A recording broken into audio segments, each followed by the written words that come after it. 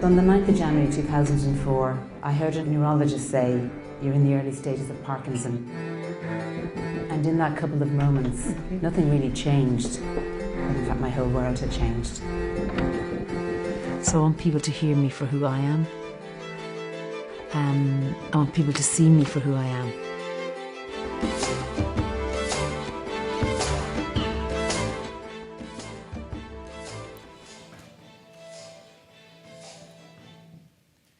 So that's a 30-second promo of a documentary that's going to be shown on PBS in the States on the 1st of October.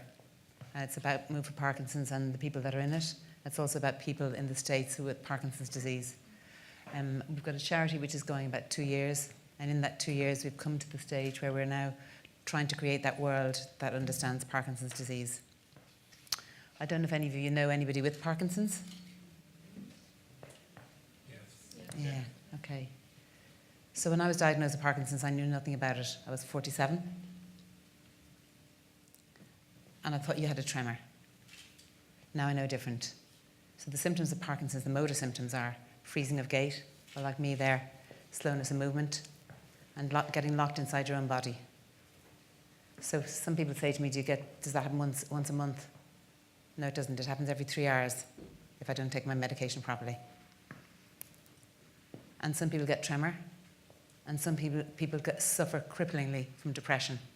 So they don't stop moving, but they can't move themselves from day to day. We have bowel problems, we have urinary problems, you name it, we have it. So we've got about 20 diseases wrapped up in one. Nobody knows an awful lot about Parkinson's because it's an older person's disease. And so I often get people saying, well, it's my mother, she's 78. I said, 78 years young or old?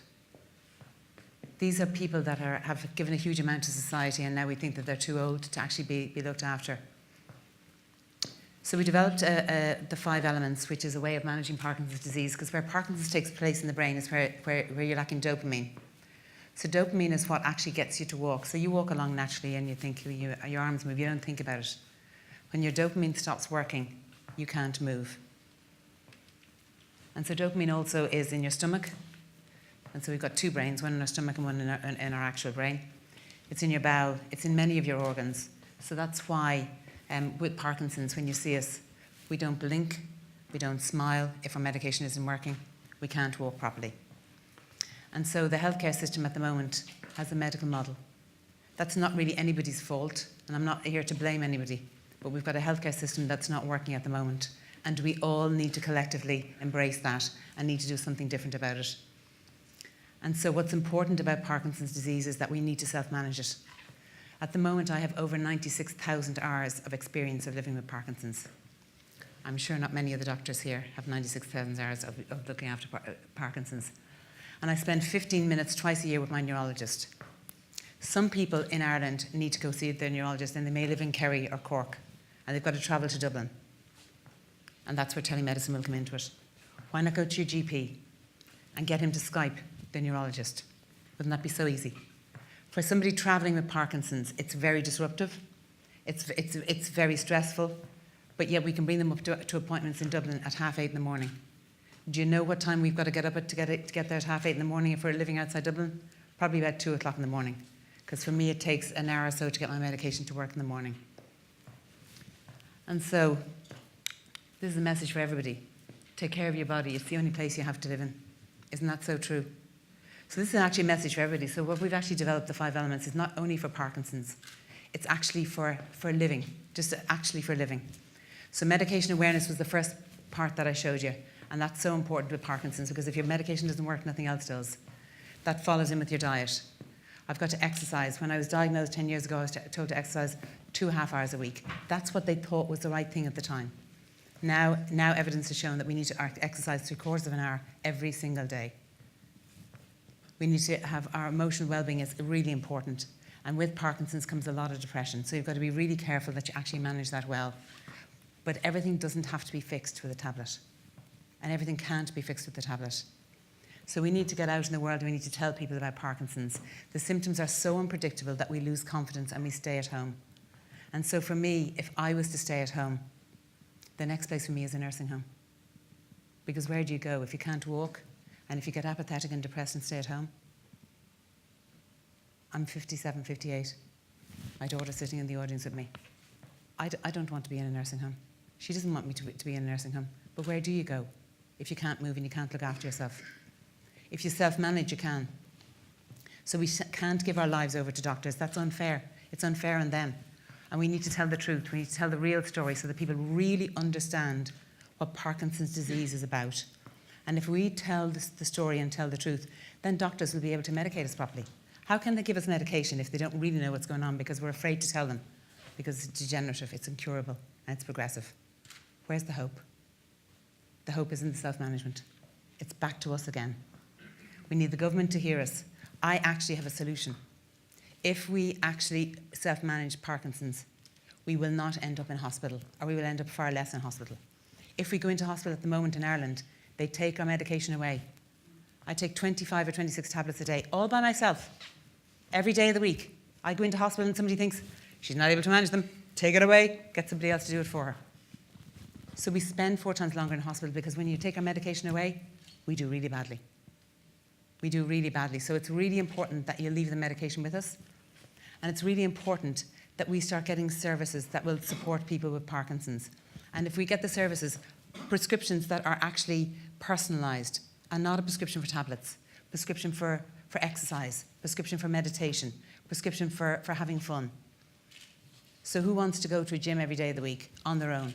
Not somebody with Parkinson's who's apathetic or depressed. They want to be doing things that are more innovative and creative, but actually feed into their symptoms. And so in Holland, they've developed a multidisciplinary system. And through that multidisciplinary system for Parkinson's, they have found that they have saved millions in healthcare costs. They've also reduced the amount of hip operations by 50%. If we had that type of system in Ireland, I guarantee you we would save money. But more importantly, people with Parkinson's would have a far, far, far better quality of life, which I think is absolutely essential. And I think in this day and age we're entitled to it. We think there are 12,000 people with Parkinson's in Ireland. We think. We don't know. We actually don't know. People with Parkinson's become apathetic and depressed, they stay at home. We don't have a register. We've nowhere to actually go to get that number. So I've no idea how they're budgeting for us at the moment in the healthcare system, because they don't know who we are. They don't know where we are, and they don't know what we're doing. But I guarantee you that since we started up Move for Parkinson's, we've met more people that once they come in and join a community, and that's what's so important. And the message I'd like people to come home with today is understanding Parkinson's and also that message of community and collaboration. We're beginning to work with the healthcare profession, and there are some amazing, amazing people in the healthcare profession who have so much to offer us if we can actually walk side by side. We don't need to walk behind them, and we don't need to walk in front of them. We need to walk side by side, and we need to collaborate and actually give the real story, and we need to get that better quality of life. We owe it to ourselves, and we owe it to our families as well, because living with somebody with Parkinson's who is finding it difficult and struggling is a huge struggle and on the family themselves. And so in Move for Parkinson's, we've tried a couple of things. One of them was a choir. And why a choir? So we're now becoming known as a singing charity. Because with Parkinson's, your voice goes. Your actual physical voice goes.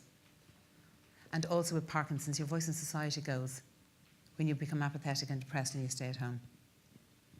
And the second thing we did, and this was because an Italian neurologist came over to Ireland a couple of years ago and decided that set dancing was good for people with Parkinson's, and he set up a research project on it.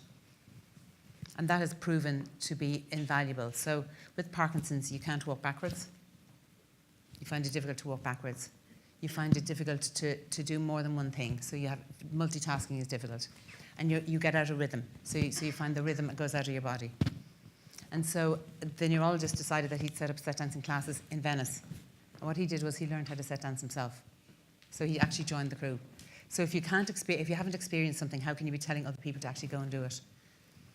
And so we started in Move for Parkinson's set dancing classes 6 months ago. And those set dancing classes are to help people to take that step, to make a change in their lives, to make things better for themselves. And the second thing that they've done is, the second thing that the set dancing has done is it's taught us how we can exercise in a fun way. And it's also given us back a quality of life. And it's also given us a place where we can actually go and share and talk. Not always about Parkinson's. That's not what it's about. Just about life. Just about simple living. So with that, I want to leave you with my last slide, which is just be a community. And I'm hitting now to the innovation fund. Good, Darren knows me well. Keep out of that. And so my final piece to you is, all right? My final piece to you is just to introduce you to our set dancing people. 50% of us have Parkinson's, 50% of us don't. And we'd just like to show you what we've learned in the last 6 months.